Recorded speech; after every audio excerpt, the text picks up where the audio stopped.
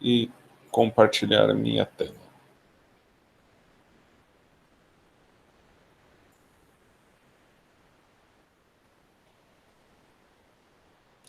Bom, estamos gravando, a tela deve estar carregando agora. Então vamos lá, gente. O que tem que ser feito nesse experimento? Vocês têm que montar um galvanômetro caseiro, ok? Então deixa eu abrir a atividade em si aqui. Então, a ideia é vocês fazerem esse galvanômetro que consegue detectar as propriedades do circuito com um ângulo que é formado aqui, ok?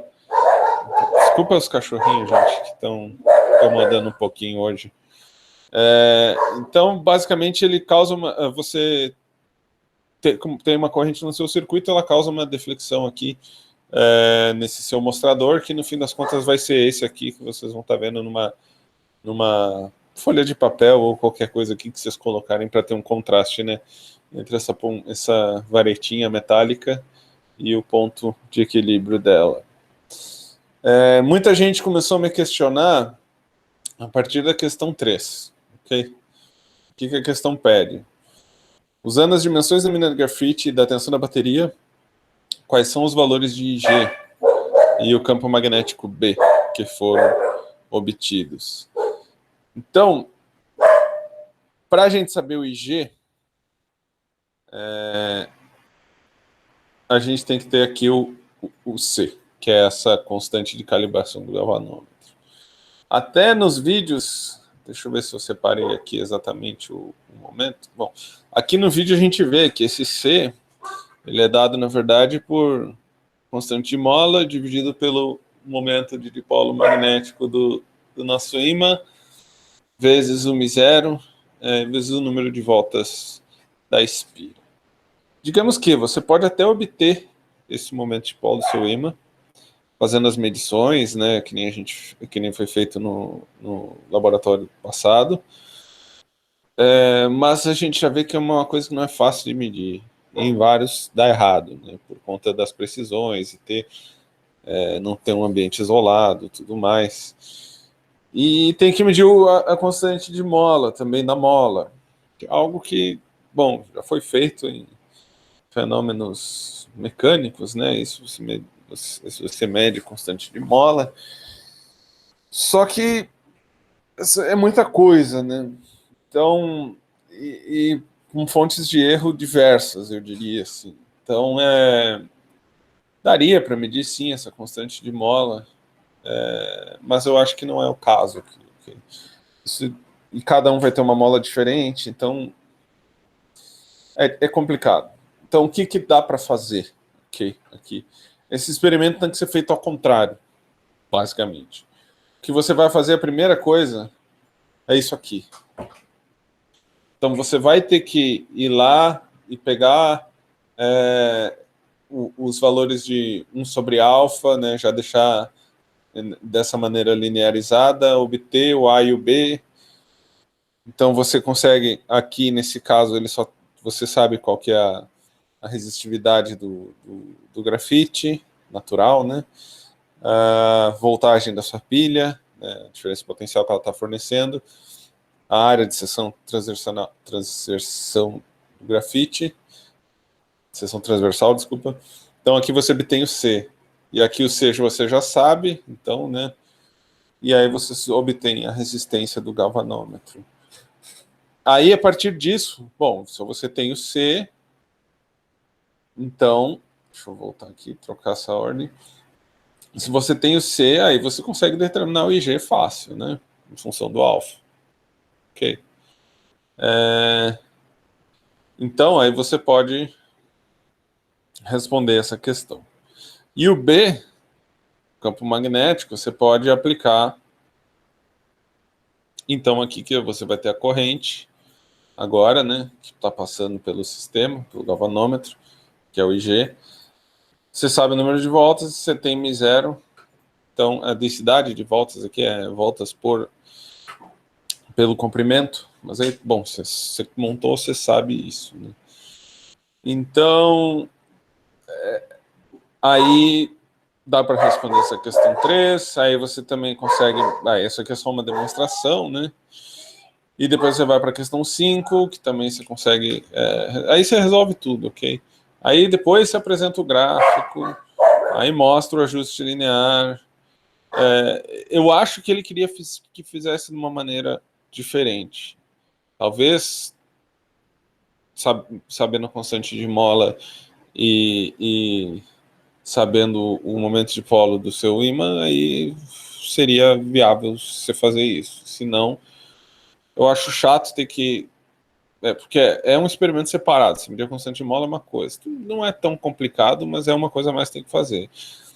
E medir o momento de polo seria o mais crítico, né? Que já deu para ver que alguns celulares não têm precisão, tem gente que não tem nem o celular com o magnetômetro. Então, eu acho, para mim, o professor James, vocês que são meus alunos, podem entregar ele feito às avessas, ok?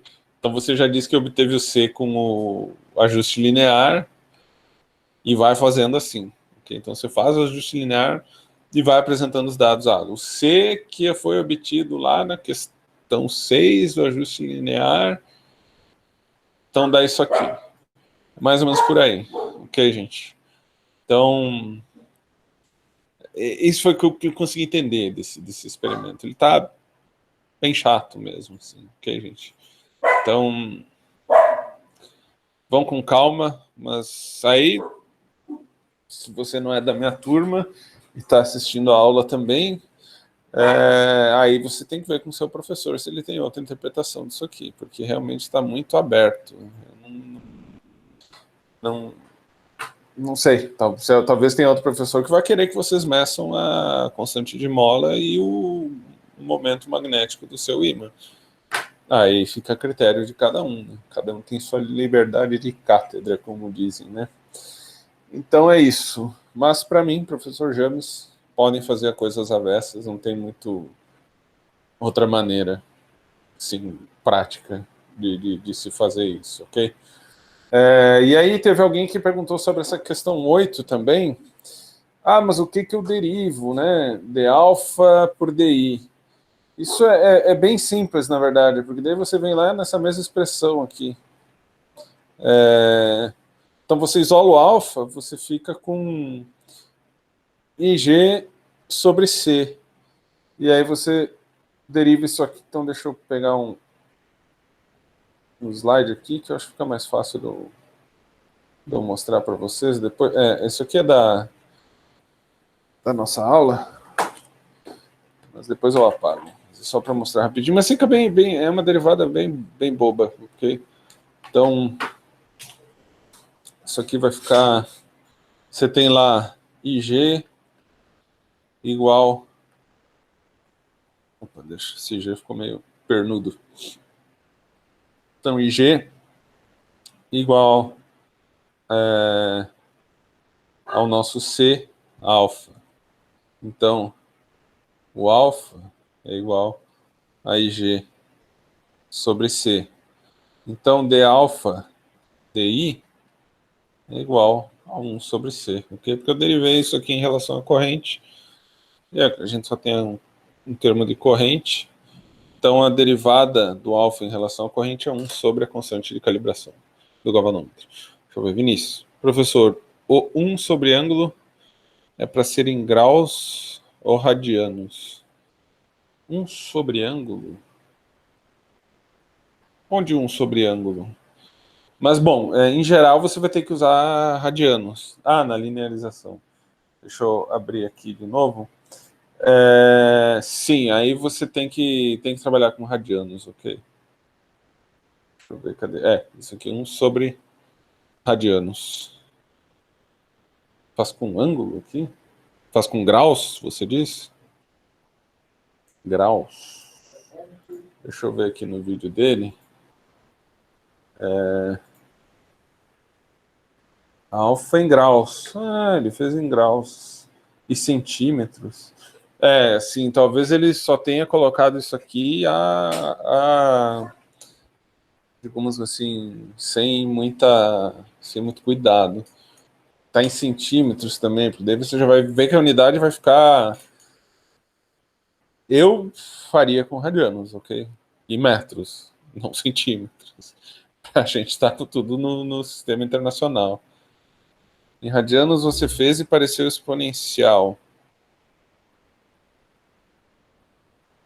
Você fez com radiano e fez com graus e deu diferente?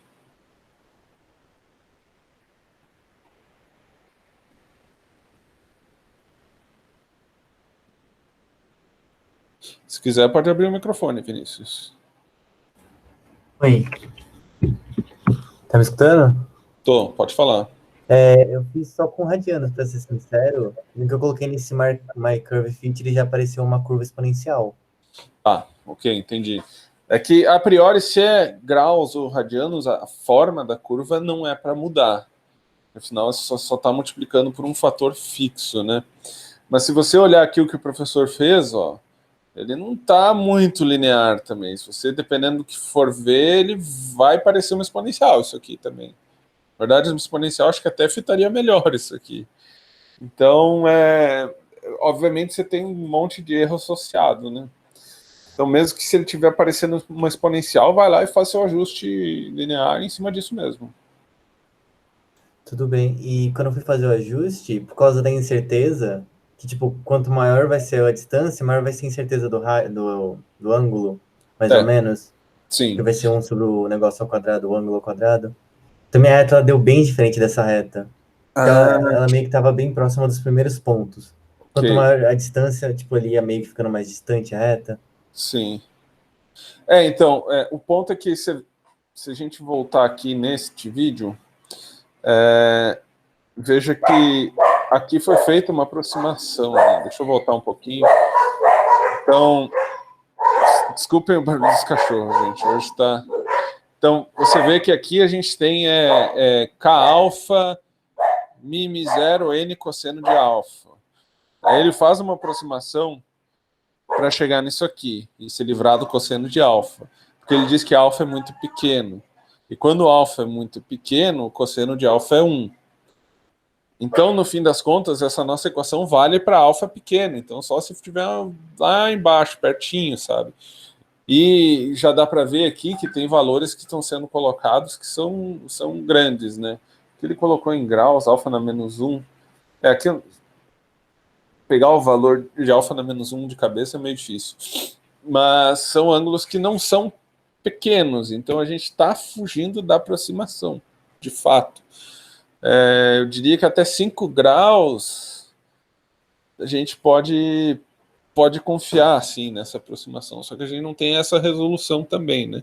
Deixa eu ver aqui, cosseno de 5... Agora eu estou irradiando essa calculadora, deixa eu só trocar o modo. Calculadorazinhas também. Aqui, vamos pôr em graus, cosseno de 5, quanto dá? Cosseno de 5 dá 0,996. Cosseno de 10 já dá 984. Se a gente vai para um ângulo que é 15 graus, por exemplo, já 965, que é o cosseno, já começa a ficar um pouco longe. E cosseno de 20 graus já é 0,90, 939, né? 900, 9,400. Então aí você vê que já não começa a ser 1. Então é esperado que vai fugir um pouco mesmo. Porque a gente faz a aproximação, mas trabalha com os ângulos grandes de qualquer jeito, sabe? Então esse é um ponto que realmente vai ficar um pouco diferente do que você observa, porque o seu modelo é aproximado. Então, mas se você quiser me mandar no e-mail, Vinícius, e eu dar uma olhada com mais calma o que está acontecendo, aí eu posso dar uma averiguada se tem algo realmente estranho ou não. Tudo bem, obrigado. De nada. Mas vocês veem que tem vários detalhes aqui nesse experimento que realmente vão levar a problemas, vão levar a diferentes interpretações. Deixa eu colocar o fone um pouco. Então, não só diferentes interpretações, como eu estava falando, de como você obter a constante de calibração, como também na própria próprios erros, né, devido à aproximação que é feita e o regime que a gente está trabalhando de ângulo, que na verdade não é ângulo tão pequeno assim, ok?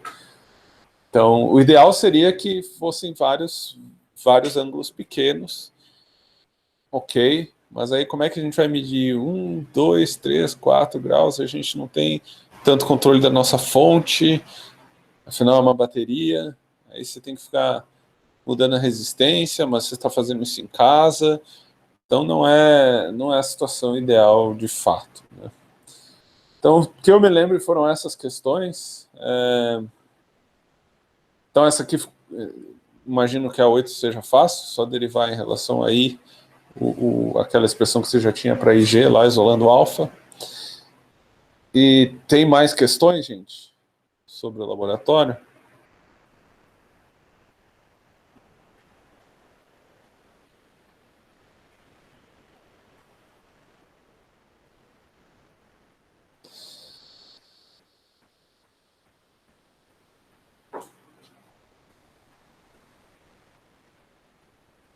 Bom, se não temos mais questões sobre o laboratório,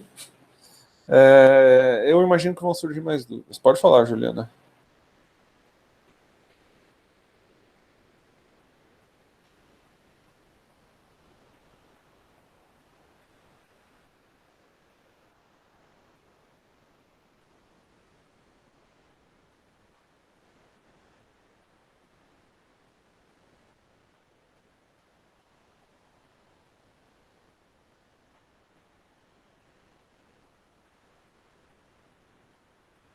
Deixa eu ver. Posso calcular IG igual a V dividido por R2 mais RG? Sim, se você quer saber lá para a questão 3, sim, mas você não tem a resistência do galvanômetro de qualquer jeito, né? Que é algo que você também tem que determinar com o ajuste. Porque você vai acabar caindo nessa expressão aqui, que do A você vai tirar o RG e do B você vai tirar o C. Ah, sim, com ajuste, claro. Aí é para dar a mesma coisa, ok? Afinal, tanto o IG igual ao C vezes o alfa, como o IG igual a V dividido por R2 mais RG. Não, é para dar o mesmo valor a princípio, né? Então, talvez dê uma pequena diferença numérica, mas tem que estar muito próximo, digamos assim. Um erro bem pequeno. Ok. Mais alguma questão, pessoal? Fiquem à vontade de perguntar. Se quiserem abrir o microfone para perguntar, também não tem problema nenhum.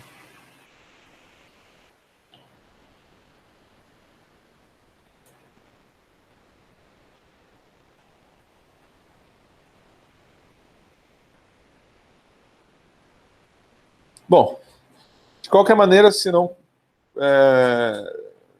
se surgir dúvidas depois, vocês podem mandar e-mail, ok, gente? Afinal, a gente vai... hoje é a última aula, né? Mas eu fico no e-mail e, se for necessário algo geral, eu marco mais uma sessão de aula na semana que vem para falar só do laboratório. E é isso, né? Bom, então agora vamos falar um pouco das próximas provas, né? Então, a substitutiva vão ter aulas de revisão para quem optar a fazer a substitutiva. Só que a coordenação já organizou essas aulas de revisão. Uma quem vai dar o professor Breno, outra quem vai dar o professor Reinaldo. Vai ter uma de manhã, uma à noite, se não me engano, que obviamente ficarão disponíveis online depois. Mas assim, eu acho que para prova de revisão a gente tem bastante exercício resolvido aqui, gente, ok? Então, vocês olharem e voltar a estudar o que já foi resolvido, estuda pelas provas antigas, eu digo as que vocês já fizeram durante o quadrimestre, e eu acho que é o melhor que vocês podem fazer, ok? Obviamente uma aula de revisão é bom também, mas tem muito material já disponível, ok? Esse material obviamente vai ficar disponível também para os próximos anos, né? Então é algo que vai ser interessante. Então, agora sobre a P5. Sobre a P5, eu tenho mais algumas informações que são boas. Eu, semana passada, fiz bastante exercício com vocês de indutância e eu fiz até circuito RLC e outras coisas, e no fim, não tem coisa que não vai cair nessa prova, ok? Então a gente tem circuitos LR, ou seja, indutor, resistor, vão cair. LC, eu acho que eu só vi um exercício que tinha LC. Talvez surja mais exercícios até quinta-feira, mas a priori LC eu só vi um. E aí não pode ser LRC, né? LRC que é aquele um pouco mais complicado, que tem aquelas oscilações de energia e tudo mais, né? Então, mas vocês podem esperar que caia então os circuitos LR, analisar eles, então é bom você lembrar as formas exponenciais lá da solução da equação diferencial dele, e também energia em campo magnético que fica armazenado em um indutor. Isso vai cair. Então vai ter uma questão que vai ser meio que circuitinho de LR, coisa desse tipo. Então voltem o que eu passei para vocês semana passada. Tem aquele que tem 2 resistores e um indutor, aquilo lá é importante vocês reverem. Tem também onde é só indutor e o resistor, olhar todos os componentes que tem, determinar a corrente, determinar a constante de tempo tal. Depois de X tempo a corrente vai ser quanto, ou quanto demora para chegar em tal corrente. Esse é o tipo de pergunta que é bem comum ser feita. Ok? Determinar qual a potência no resistor, depois do tempo grande, e assim por diante, ok? Eu vou revisar, eu só preparei 3 exercícios hoje, porque realmente a gente já tinha feito bastante coisa semana passada. Aqui é só alguns pontos-chave para reavivar mais um pouco a memória de vocês. E acho que tem um problema que é um pouquinho mais complicado, que eu achei importante também abordar, que pode ter algo parecido cobrado para vocês. E é isso, então, vão ser, o conteúdo aqui, pelo menos dessa P5, é mais comprimido, ok? Então vocês conseguem ter um domínio melhor, porque não são 2 assuntos de 2 semanas diferentes. Então é bom aproveitar para vocês conseguirem levantar a média, né? E aí a sub, né, vai ser para quem tiver menos que 5 em alguma das provas depois de eliminar a pior nota. Então aí vocês terão ideia se precisam ou não, porque o prazo para pedir para fazer a sub, deixa eu ver onde é que está aqui. Deixa eu sair desse cara aqui. Está nos avisos. Então aqui vocês podem ver que tem um prazo para pedir a sub, que tem bastante informação aqui. De 13 a 14 vocês solicitam, ok? Ou se você perdeu alguma prova por razões médicas ou luto familiar, coisa do tipo, vocês perderam uma prova, vocês tendo atestado, vocês podem pedir para fazer a sub, mesmo não tendo nenhuma nota abaixo de 5. Se não, tendo a nota abaixo de 5, depois de substituir a pior nota, você também pode pedir. E aí, 15, 16, 17 a sub. As a priori, a gente fecha já as notas da revisão da P5 até dia 12, ok? E aí o relatório também a gente deve... aí eu não sei, aí não é necessário, né, que todos os professores entreguem. Mas aí para solicitar sub, vocês já vão ter ideia de que faixa de conceito vocês estão, ok? A ideia é a gente publicar a faixa de conceitos em algum momento antes de vocês fazerem a prova, poder fazer o pedido da prova sub. Ok. Então é isso, gente, ok? A priori, se tiverem mais alguma dúvida, é só perguntar ou mandar mensagem, e-mail. Mas, no fim das contas, acho que vai ser melhor para todo mundo assim. E aí o exame, o exame, eu digo, a recuperação, né? Aí ficou para o ano que vem. Quem, então, precisar fazer a prova REC, faz ano que vem. Vai dar tempo de estudar, né? Descansar primeiro, depois de estudar.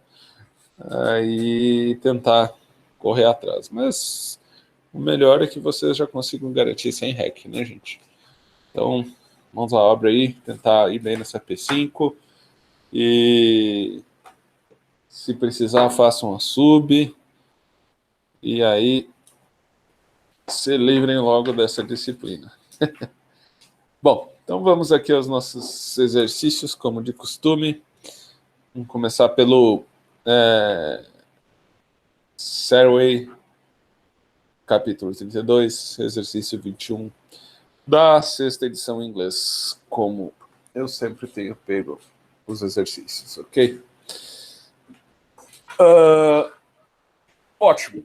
Uma boa técnica para vocês para a prova, gente, não sei se vocês já têm feito isso, mas, por exemplo, anotar os exercícios que eu resolvi aqui com vocês. Tal exercício, circuito LR, tal exercício, não sei o quê. Porque na prova, assim, vai ser muito difícil ter algo igual, mas algo parecido pode ter. Aí vocês podem olhar rapidamente a solução do exercício, né, pulando um pouquinho para enquanto eu fico falando coisas, você só quer ver a solução, você pode ir pulando e vendo como é o processo de solução, que às vezes já ajuda, mesmo não sendo exercício igual, sendo semelhante, isso já ajuda bastante. Thiago, você fez isso na P4 e deu bom. Então, tem um índice, tantos minutos do vídeo, porque eu até podia fazer isso aqui, o índice no vídeo para vocês, mas realmente meu tempo é muito finito para eu poder botar o índice lá no YouTube. Talvez eu faça isso para o futuro, ok? Para as próximas turmas poderem consultar. Mas por enquanto fica como está. E lembrem que teve um exercício na aula de regência da semana passada, do circuito aquele que era tinha aqui a fonte. Opa, aqui ficou horrível essa fonte. Vamos fazer direito. Aqui tinha a fonte, tinha o resistor, aí tinha outro resistor, e aqui o nosso indutor, né? Então, lembre que eu fiz na aula de regência ele e errei, né? Lembra que eu errei o Epson efetivo lá, ok? Então, tem que ir na aula de tutoria, que lá eu fiz só ele literal, né? Sem valores numéricos, e deixei a expressão geral lá. Aí você pode até aplicar a expressão geral ou botar uns passinhos lá no seu PDF para caso precise pedir revisão, né? Então, cuidem isso. Eu deixei um comentário no vídeo, né? Dizendo, tal exercício tem um erro, aí vai para a aula de tutoria. Então é isso. Esse foi o único erro que eu reparei nesses exercícios aí. Perfeito. Então vamos para esse aqui, 32.21. Um indutor com indutância L igual a 15 Henry e uma resistência de 30 ohms é conectado a uma bateria de 100 volts. Qual a taxa de aumento da corrente em T igual a 0 e T igual a 1,5 segundos? Então aqui é um conceito que eu não tinha tratado com vocês nos exercícios ainda, que é a taxa de aumento da corrente. Ok, taxa. Quando a gente fala de taxa, a gente está falando de derivada, ok, gente? Então é sempre isso. Então o que ele quer saber, quando ele está falando aqui qual a taxa de aumento da corrente, ele quer saber a derivada da corrente em função do tempo, ok? Então, a gente sabe que a corrente no indutor ela é igual a 1 Imax vezes 1 menos E na menos T dividido por tal. Então, isso para um indutor o qual tinha corrente zero inicialmente, ok? Aí ele passa a ter uma corrente que vai aumentando com o tempo. Perfeito. Quem é o Imax? O Imax, que é a corrente máxima, né, depois de um tempo muito longo, ele vai ser igual ao Epsilon dividido por R. Isso é basicamente a tensão dividida pela resistência do nosso circuito. Esse cara aqui, a gente basicamente tem uma bateria aqui de 100 volts e o indutor. Só que o que ele está dizendo? O indutor tem uma resistência de... fazer assim. O indutor tem uma resistência de 30 ohms. Então, basicamente, esse indutor é como se ele fosse um resistor em série com o nosso indutor, ok? Então, basicamente, a gente representa esse indutor dessa maneira aqui. Que nem quando a gente tem uma bateria que tem resistência interna. E aí a gente também insere uma resistênciazinha em série, ok? Basicamente, todo indutor tem resistência, ok? Porque você tem um fio longo, né, que está dando um monte de volta lá dentro, você vai acabar tendo uma resistência. Tem um caso que não, que é um exercício que eu vou tratar mais para frente, que seria o indutor supercondutor. Aí ele não vai ter resistência interna. Mas a gente trata a maioria dos casos idealizados, ok? Como se não tivesse resistência e tal, mas nesse caso aqui ele é um circuito LR só com indutor, porque o próprio indutor tem resistência. Ok, então essa vai ser a resistência do indutor e essa aqui é a nossa força eletromotriz fornecida pela bateria. Desculpa a cachorrada, gente. E aqui a gente tem esse tal, que é a constante de tempo do circuito, ok? Então a constante de tempo do circuito, esse tal, ele é dado pela indutância dividido pela resistência desse circuito LR. Ótimo. Então, agora a gente substitui esses valores na nossa I e a gente vai ficar então com epsilon dividido por R vezes 1 menos E. Aqui eu estou dividindo por tal, então eu inverto, né? Eu fico com menos RT dividido por L. Porque se tal é L sobre R, 1 sobre tal é R dividido por L. Ótimo. Agora eu posso tomar a derivada, ok? Então é DI dt é igual... Então a derivada, isso aqui é constante, epsilon sobre R, continua aqui, uma constante multiplicativa, né? Aí a gente deriva o que está aqui dentro. O 1, a derivada vai ser 0, né? Porque é uma constante, que não está multiplicando ninguém. Então é como se eu tivesse um termo epsilon sobre R, que eu estou derivando, e o outro é menos epsilon sobre R vezes essa exponencial. Então aqui a gente tem um menos, deriva essa exponencial, vai cair o R dividido por L. Então a gente fica aqui com menos R dividido por L, só que cai com esse sinal de menos junto. Então acaba ficando mais, ok? Se eu for querer ser preciosista, basicamente é isso aqui, ok? Então vamos ser preciosista. RT dividido por L. Então a derivada da exponencial vai ser menos R dividido por L vezes a exponencial de menos RLT. Então aqui menos com menos vai dar mais, a gente fica com... E aqui a gente cancela este R com este R aqui, a gente fica com epsilon dividido por L vezes a exponencial de menos RT dividido por L. Então essa é a derivada da nossa corrente. Ok? Perfeito. Então, tendo a derivada da corrente, deixa eu escrever ela aqui de novo, daí eu já a utilizo. Isso aqui é epsilon dividido por L vezes a exponencial de menos RT dividido por L. Agora a gente pode aplicar para o tempo t igual a zero. Então, para t igual a zero, a gente tem que aplicar a derivada então, de I para t igual a zero, dt. Então, basicamente, substitui o tempo igual a zero aqui. Isso vai dar Então, epsilon dividido por L vezes E na zero. Que R vezes zero dividido por L é zero. Ok? Aí, então, a gente fica com zero nesse expoente. Isso aqui, qualquer coisa elevado a zero, então é igual a 1. Então, a gente fica com epsilon dividido por L como o nosso valor da taxa de variação da corrente para o tempo t igual a zero. Então, vou escrever aqui de novo, agora a gente substitui os valores numéricos. Então, epsilon é dado no enunciado é 100 volts, né? E a nossa indutância é 15,0 Henry.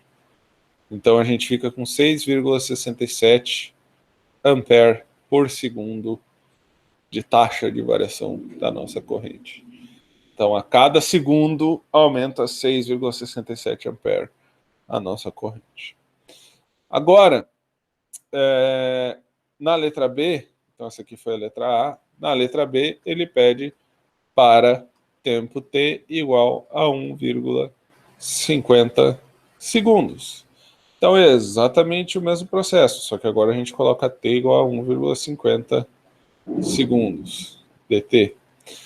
Então isso vai dar epsilon dividido por L, a exponencial de menos R dividido por L, vezes o nosso tempo, que é 1,50. Agora, substituindo, então, quem é o epsilon dividido por L? A gente acabou de calcular aqui, né? Epsilon dividido por L é 6,67. Vezes, então, o R dividido pelo L. O nosso R é 30, o nosso L é 15. Então, isso dá menos 2,00 vezes o nosso tempo t, que é 1,50 segundos. Então, R é igual a 30 ohms e o L é igual a 15 Henry. Não precisa de vírgula zero aqui nesse caso, tudo bem? Então é 15 Henry e a gente fica com 2 essa divisão. Então por isso esse valor 2 aqui. Agora, então vai dar 6,67 exponencial de menos 3. E 2 vezes 1,5 é 3. Então, isso vai nos dar um valor, no fim das contas, agora substituindo também aqui, é 6,67 vezes essa exponencial, vai dar 0,498. Então, a gente fica com esse nosso DI para T igual a 1,50 segundos, em função do tempo, vai ser 0,332 ampere por segundo. Então, à medida que passa o tempo, a corrente vai aumentando mais devagar. Ok? Basicamente é isso. Porque para t igual a zero, estava aumentando 6,67 ampere por segundo. Já aqui, então, ela está aumentando a cada 0,332 ampere por segundo. É como se a aceleração da corrente estivesse diminuindo, né? E isso basicamente nos dá essa cara exponencial, né? Exponencial logarítmica, né? No caso. Então a gente tem esse 1 menos a exponencial negativa, que dá isso aqui, né? Que no fim das contas, esse 1 menos a exponencial negativa tem essa cara logarítmica aqui, né? Entre aspas, que chega num platô, ok? Então a gente não pode ter crescimento exponencial para sempre, né? Isso aí a gente acaba chegando no platô. Tem muita gente que usa esses modelos de, por exemplo, crescimento exponencial para questões econômicas ou mesmo até para epidemia, né? Mas esses modelos exponenciais são bastante recorrentes, mas a gente sempre acaba chegando numa curva, por exemplo, para a pandemia aí, eu lembro no início o pessoal estudando a curva logística, que chama, que ela também vai chegar no patamar. Você tem um tamanho definido de população. Crescimento, sei lá, de uma empresa também, tem gente que aplica crescimento exponencial. A empresa está crescendo exponencialmente, mas você tem um número limitado de pessoas para comprar os itens também. Então, obviamente, vai ter um limite, não vai ser exponencial para sempre. Então, basicamente, a gente começa algo crescendo rápido e vai cada vez crescendo mais devagar até atingir um patamar, ok? Então, é isso que acontece nesse indutor. Essas leis da física elas podem ser traduzidas para outras coisas também. Então é isso. Aqui era o conceito que eu estava querendo apresentar para vocês, essa taxa de crescimento. A taxa nada mais é que a derivada em cada ponto. Então, para o t igual a zero, essa nossa derivada era grande. Aí a gente vem para cá, a gente tem uma derivada menor. A gente vem para cá, tem uma derivada menor ainda. Até que aqui vai ser quase zero a derivada, ou seja, não tem mais taxa de variação, a corrente fica constante. Ótimo, gente. Qualquer dúvida, pergunte. Vamos seguir para o próximo exercício. Então, esse é o exercício 27, que ele é uma figurinha bonitinha, ok? Batendo o olho nessa figura, você já sabe que exercício é. Ele diz o seguinte: um indutor com indutância L igual a 140 mA e um resistor de 4,90 ohms são conectados com o interruptor a uma bateria de 6 volts, como mostrado na figura. Letra A. Se o interruptor é colocado para a esquerda, conectando a bateria, quanto tempo passa até que a corrente chegue a 220 mA? Letra B. Qual a corrente no indutor após 10 segundos? Quando o interruptor é colocado para a direita, quanto tempo passa até que a corrente caia para 160 mA?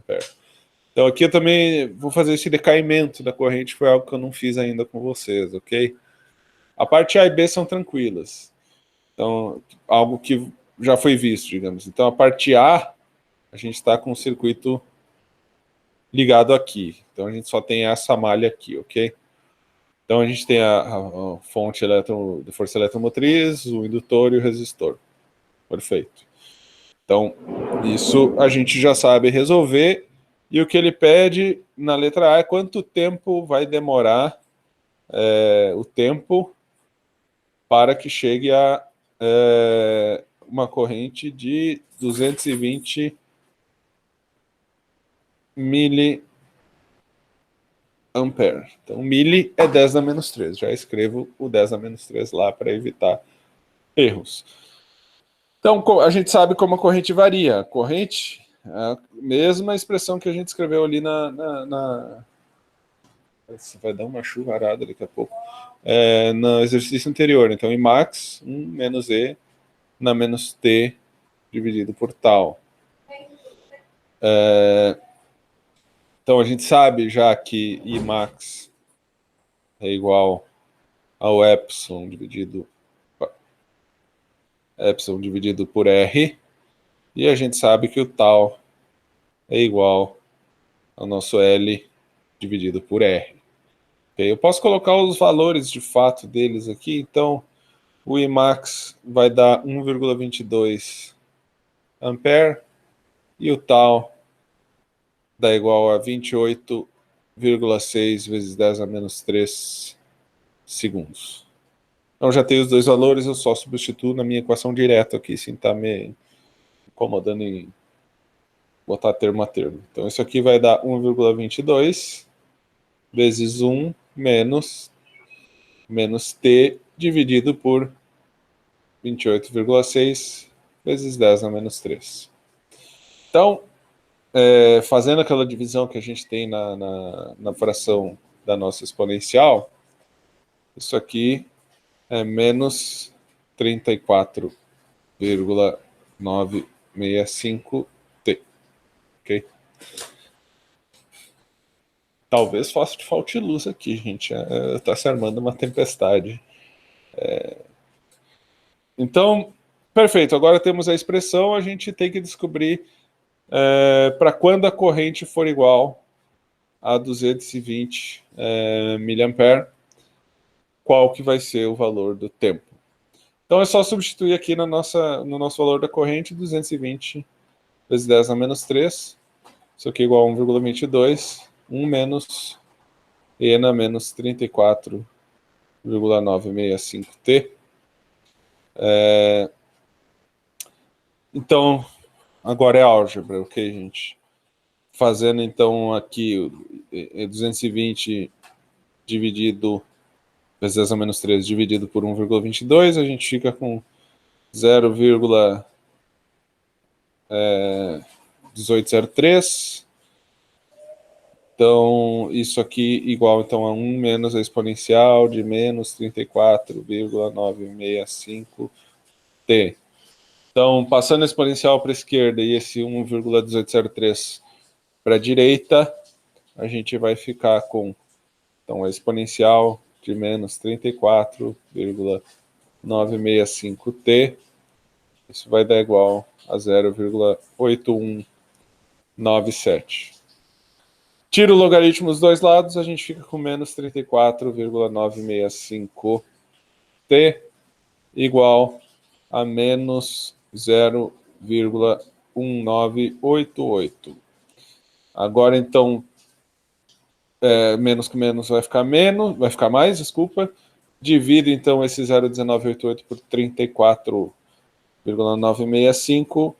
Eu vou acabar com um tempo t de 5,686 vezes 10 na menos 3 segundos. Ou seja, o tempo t é igual a 5,686 milissegundos. Então, letra A está resolvida e esse é o resultado. Agora ele quer saber, na B, qual a corrente no indutor após 10 segundos. Então, a gente pega a nossa expressão deixa eu separar isso aqui, começar a B aqui. A nossa expressão da corrente, que é o nosso Imax, que é 1,22, né, que a gente já sabe. 1 menos a exponencial, que vai ficar já desse termo aqui, menos 34,965 vezes t. Só que o t ele já me disse que é 10 segundos. Então, a gente fica com 1,22, 1 menos e na menos 349,65. Então é isso. Agora, esse número aqui, se você botar na sua calculadora aí, eu coloquei na minha só para testar, isso aqui dá igual a 0.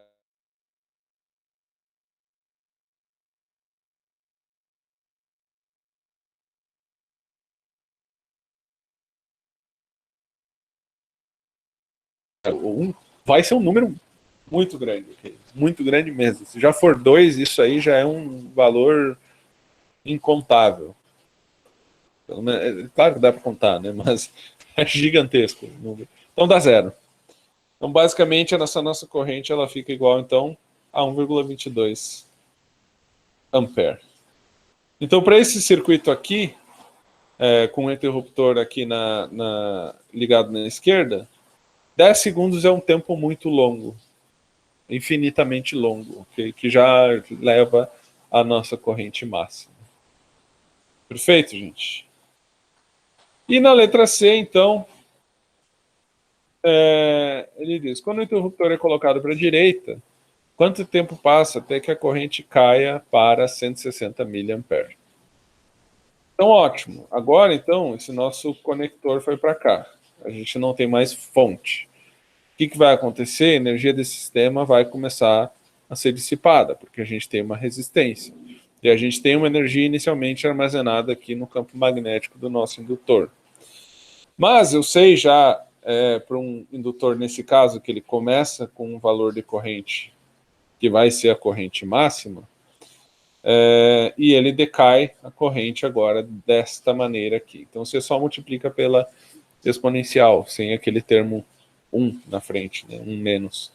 Então é só isso aqui, quando a gente está decaindo a corrente. É como se fosse descarregando o indutor, né? Não é exatamente descarregando, mas é, digamos, transformar a energia armazenada no campo magnético dele em calor, porque a resistência vai dissipar em forma de calor. Isso. Ok. Então, como resolvemos? Agora a gente tem uma... então, deixa eu só ver aqui a nossa... Quanto tempo até que a corrente chega a 160 mA? Então, ele diz que a corrente vai ser 160 vezes 10 a menos 3 mili, né? E a gente sabe o valor do Imax. Então, ele fala que a gente só trocou daqui para cá. Então, a corrente inicial, como você trocou rapidamente daqui para cá, corrente a gente sabe que já era o Imax, que era 1,22. Então, passou para cá, o nosso Imax continua 1,22, que é a corrente inicial do nosso circuito. Isso aqui elevado a N menos T dividido por tal. A gente já sabe quanto é o valor de 1 sobre tal, que é o 34,965 vezes o T. Então aqui também vai ser pura álgebra, de eu isolar o meu T. Então, dividindo aqui por 1,22, a gente fica com 0,131 igual a exponencial de menos 34,965T. Então, agora, tiro o ln dos dois lados, deixa eu deixar a exponencial aqui na direita, que fica mais bonitinho.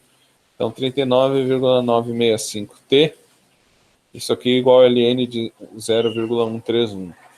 O ln de 0,131 é menos 2,031. Então, nosso tempo T, agora é uma mera divisão, isso vai dar igual a 0,0581 segundos. Então, o tempo T é igual a 58,1 milissegundos. Então, resolvido. Então, aqui é importante vocês lembrarem disso aqui, né? Quando eu estou começando com o meu indutor, já tendo uma corrente alta, como a corrente decai, não como a corrente cresce quando eu começo do indutor com corrente zero. Lembrem que para o capacitor a gente tinha algo desse tipo também, ok? Quando estava carregando ou descarregando o capacitor. Por isso que eu falei aqui, a gente está descarregando o indutor, né? Porque no capacitor era isso, né? A gente descarregava ou carregava. A gente está transformando, que não deixa de ser, no capacitor também era transformar essa diferença de carga, que dava uma diferença de potencial elétrico, né? Entre as placas. Então, você transformava a energia do campo elétrico em calor no resistor. Aqui a gente transforma a energia no campo magnético em calor no resistor. Ok, gente? Então, essa é a solução deste. E tem um último exercício que eu preparei para vocês aqui. E esse é um exercício de 2 linhas, ok? Mas é só para eu lembrar para vocês da energia no campo magnético. E aquele que coloca a densidade energética também. São 2 grandezas importantes de mostrar para vocês de novo. Então, esse exercício diz o seguinte: o campo magnético dentro de um solenoide supercondutor é 4,50 Tesla. O solenoide tem um diâmetro interno de 6,20 centímetros e um comprimento de 26,0 centímetros. Determine a densidade de energia magnética no campo e a energia armazenada no campo magnético dentro do solenoide. Então, aqui ele fala de solenoide supercondutor, que eu também fiz questão de colocar esse exercício para só vocês entenderem o que é esse termo. Significa que o solenoide não tem resistência interna. Então, em vez de ele dizer considere um solenoide que não tem resistência interna, ele disse, considere um solenoide supercondutor. O solenoide supercondutor não tem resistência intrínseca dele. Então é isso. Isso existe, isso é fabricado, ok, gente? Não é conto de fada, não. Então vamos lá. Como a gente resolve isso? A gente tem que calcular primeiro na letra A. Deixa eu voltar aqui. Então nessa letra A, a gente tem que calcular a densidade de energia. Aí você vai lá no Serway, você vai ver que para o solenoide ele já dá a solução dessa densidade de energia. Vai ser então B ao quadrado dividido por 2μ0, que a gente tem então 4,50 Tesla, que é o nosso campo, dividido então por 2 vezes 4 vezes 10 a menos 7 π. Essa aqui é a nosso μ0. Perfeito. Então, isso aqui, botando na calculadora, dá 8,057 vezes 10 na 6 joule por metro cúbico. Então, a densidade de energia. Então, a cada metro cúbico, você tem esse número de joules aqui. Ok, ok? E na letra B, ele quer saber qual a energia armazenada no campo magnético dentro do solenoide. Se você já tem a densidade energética, para calcular então a energia total dentro desse solenoide, basta eu multiplicar essa densidade energética pelo volume do meu solenoide. Então eu já tenho o valor de μ minúsculo b, né, que é a densidade energética, isso vezes o volume. O volume vai ser quem? A área, né, de seção transversal, que vai ser π vezes o raio ao quadrado. Ele dá o diâmetro aqui no enunciado, então o raio vai ser basicamente a metade disso aqui. Então isso é basicamente 0,031 em metros, né? Esse meu raio elevado ao quadrado. Então πr ao quadrado vezes o comprimento do solenoide, que é 26 centímetros, ou seja, 0,260 metros. Então, tudo SI.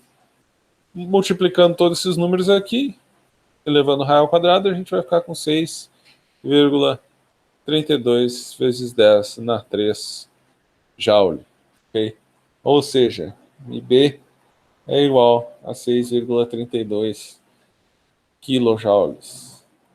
E essa vai ser a energia armazenada no solenoide supercondutor que tem um campo magnético de 4,50 Tesla no interior dele. Perfeito, gente. O exercício também podia dar a corrente que está passando para você calcular o campo e aí então calcular a energia armazenada. Okay? Então mas é tudo expressões que você vai encontrar no livro como serem feitas, ok? E é isso, gente. Isso que eu tinha preparado para vocês hoje. Acabamos aqui com a nossa pilha de exercício resolvido de eletromagnetismo, fenômenos eletromagnéticos, né? Então a gente tem aqui uma quantidade boa de continha feita. O professor também estudou bastante aqui no fim desse monte de conta. Tem mais alguma dúvida, pessoal? Alguma pergunta sobre esses exercícios?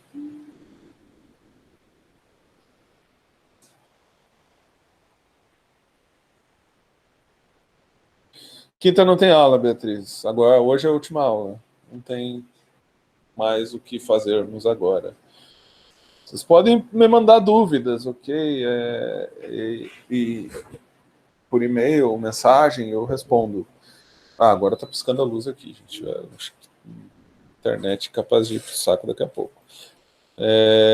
Então,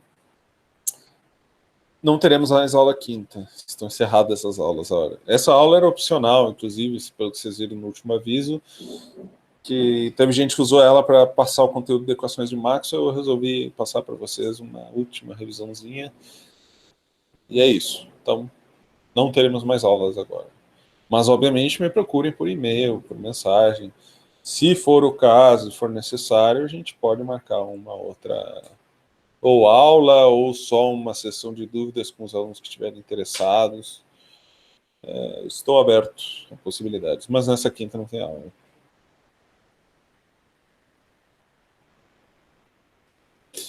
Então é isso, gente. Estamos finalizando as aulas. Obviamente ainda tem algumas atividades, né, do nosso quadrimestre. E queria fazer um pedido, se vocês, quem puder, claro, quem não puder não precisa, só abrir a câmera para a gente fazer uma fotinho aqui de toda a turma. Deixa eu ver se eu consigo mudar aqui a forma que está essa grade. Quem quiser, por favor, vou colocar um mosaico. Abra a câmera aí, gente, para a gente tirar uma fotinho, por favor. Aí, Leonardo já abriu a câmera. Aí, mais um agora. Vamos lá, gente. Gabriel também está com a câmera aberta. Pelo menos uma vez no quadrimestre eu vejo a cara de vocês. Opa, mais. Agora a Giovana. Legal, gente, legal. Então, Beatriz também agora está com a câmera aberta. Caterina. Legal, gente. Então, eu pegar aqui meu tirador de foto aqui. Então já temos alguns. Aí. Tirado a fotinho, gente. Muito obrigado aí quem abriu a câmera. E é isso, gente. Então, até breve. E fiquem à vontade para mandar e-mail, então, e fazer perguntas que eu vou responder o mais rápido que eu conseguir, ok, gente?